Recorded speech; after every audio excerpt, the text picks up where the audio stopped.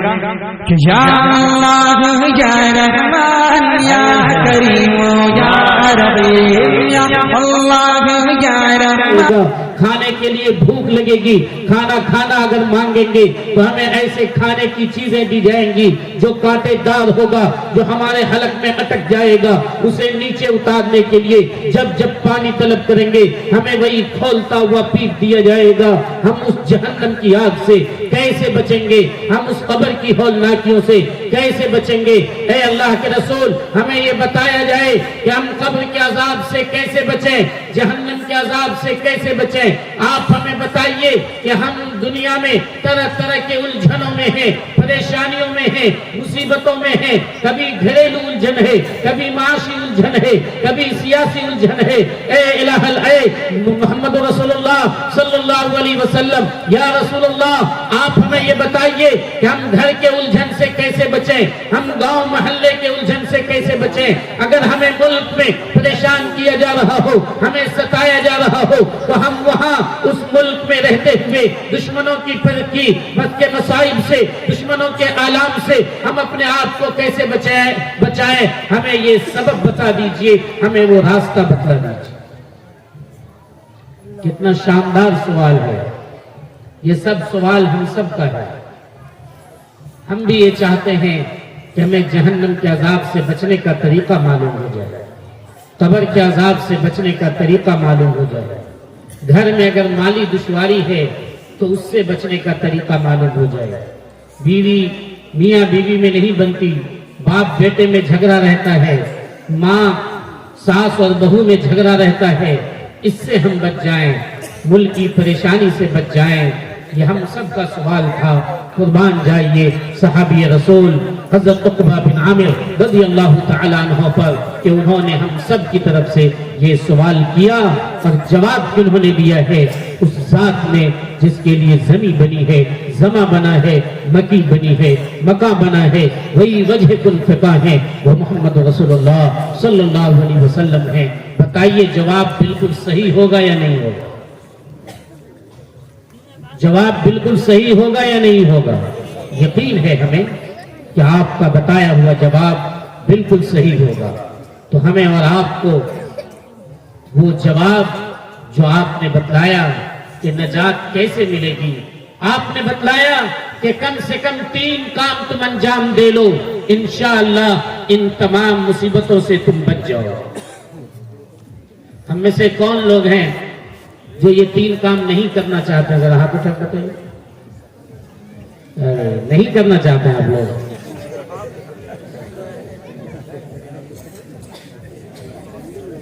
जो लोग करना चाहते हैं जरा वो हाथ उठा के बताइए।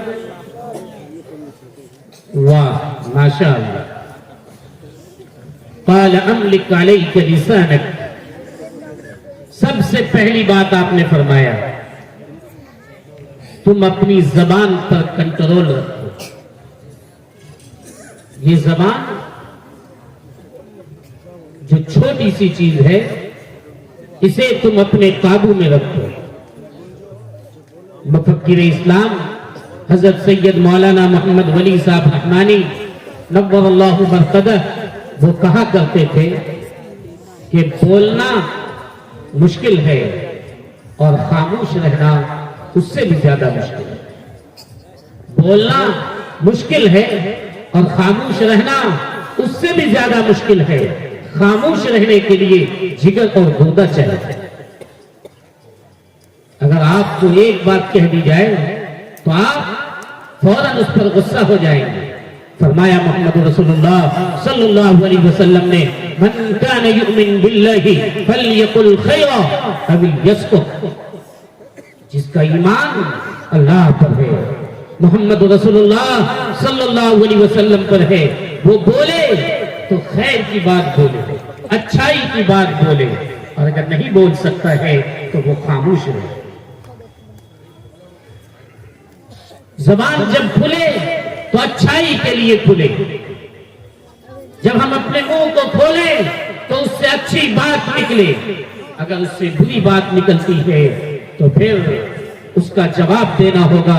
एक रिवायत में सरकार दो आलम सल्लल्लाहु अलैहि वसल्लम ने बतलाया कि ये जबान से जो कुछ तुम बोल निकालते हो, ये समझो कि ये तुम बो रहे हो। जिस तरह हम अपने खेत में बीज को बोते हैं, आज अगर हम उसमें मक्का बोए तो कल मक्का काटेंगे, गेहूं बोए तो गेहूं काटेंगे, कांटा बोए कांटा काटेंगे, जो चीज हम बोएंगे उसी को काटेंगे।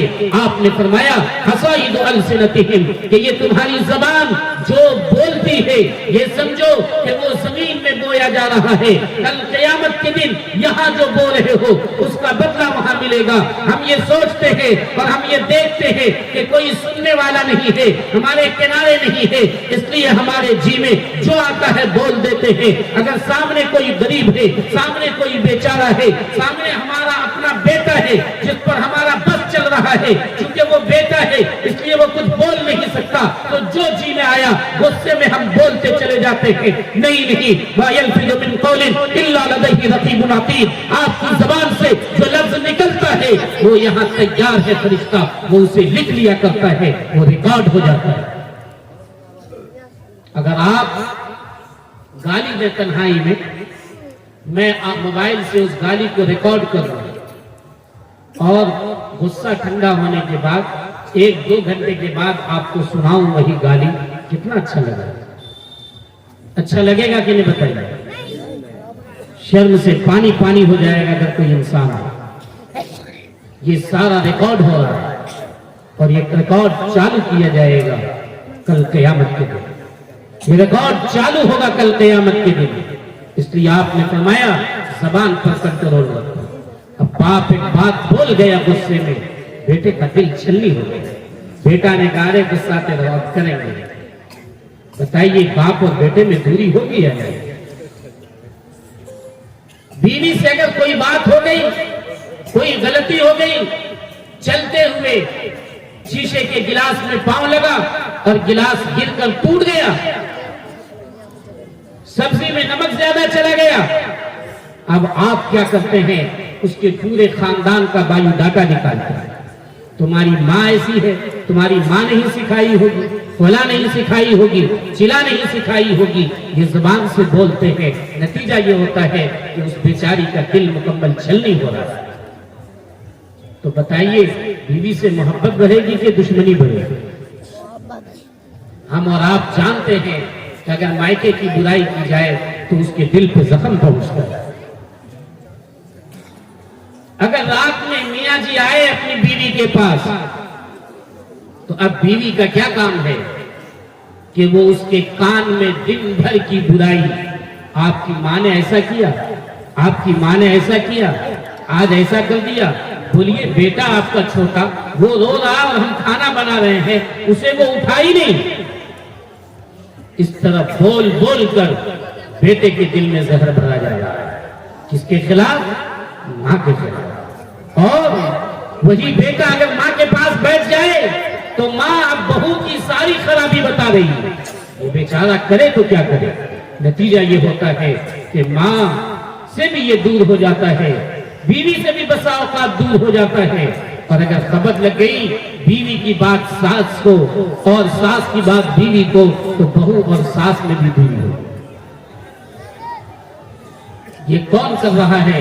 ये हमारी ज़बानें कर रही है। ये घर में जो उलझन और परेशानी हो रही है, ननद और भावज में जो झगड़े होते हैं, आप लोग इत्मीनान रखिए, आ रहे हैं, आप लोग इत्मीनान से बैठिए। हजरत साहब आ रहे हैं और हजरत साहब यही आएंगे, आप हजरत इत्मीनान के साथ देख सकते हैं। हजरत साहब आप ही लोगों के लिए आ रहे हैं, आप लोग उधर न जाएं, आप हजरत यहीं बैठे रहें। फरमाया अपनी जबान पर कंट्रोल रखो। ये जबान दो धारी तलवार है, अगर ये चलती है अच्छाइयों की तरफ तो अच्छाइयों का नाग लगा देती है, और अगर ये चलती है बुराई की तरफ तो फिर बुराइयों का ढेर जमा कर दिया। इस जबान का इस्तेमाल हम झूठ बोलने में न करें, हम इस जुबान का इस्तेमाल गीबत करने में न करें। हम इस जुबान का इस्तेमाल किससे कर रहे हैं? एक भाई जो हमारे माहौल और मुआशरे में रहता है, उसके खिलाफ मचान पे बैठकर, चौक चौराहे पर बैठकर उसकी बुराई करते रहते हैं। अगर आप में हिम्मत है, साफ उस आदमी को पकड़िए और कहिए कि तुम्हारे अंदर ये खराबी है। तन्हाई में आप चले जाइए और कहिए कि तुम्हारे अंदर ये ऐब है, ये बुरी बात है, तुम इसे छोड़ दो। आप यकीन मानिए, हजरत अमीर शरीयत, हजरत अमीर शरीयत जिंदाबाद, हजरत अमीर शरीयत जिंदाबाद, हजरत अमीर शरीयत जिंदाबाद। हजरत खामोशी के साथ बैठ जाए और हजरत को रास्ता दें, शांति और सुकून और माहौल दें।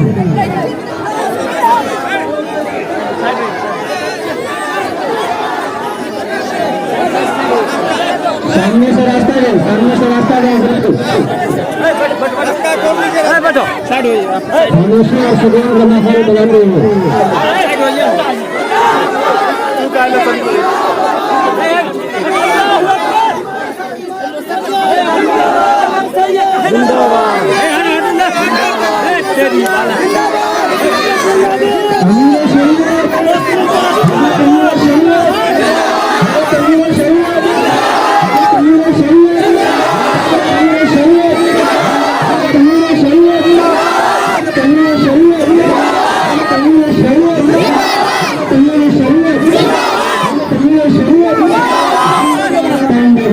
हजरत अमीर शरीयत जिंदाबाद।